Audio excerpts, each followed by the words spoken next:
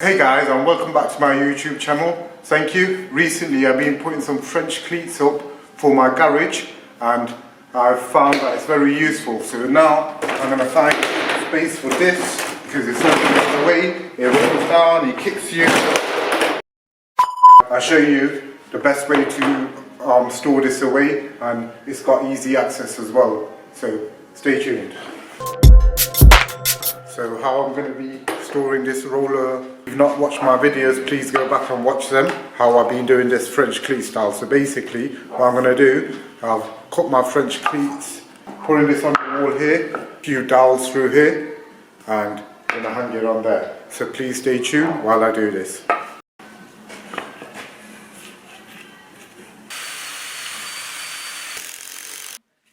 So now, with this side here, what I'm going to do is simply cut two pieces of dowel out and I'm going to screw it from the back. Get some long screws, my dowel there, through there, right in the middle.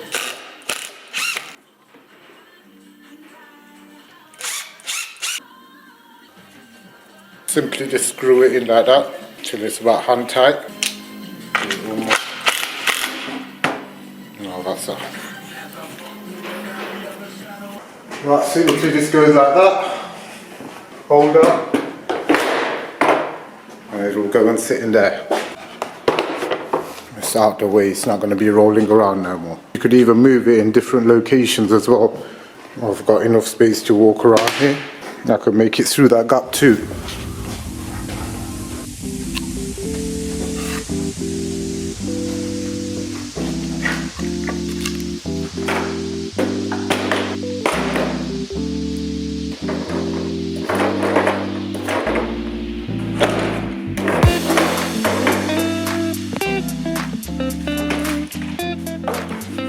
Thank you guys for watching my video today on how to put this roller on storage on the wall here. If you enjoyed this video, please don't forget to like and subscribe, and please go ahead and watch my other videos on the French cleat style, on my spanner, other bits I've made for my garage. Thank you guys for watching. Please like and subscribe. See you again.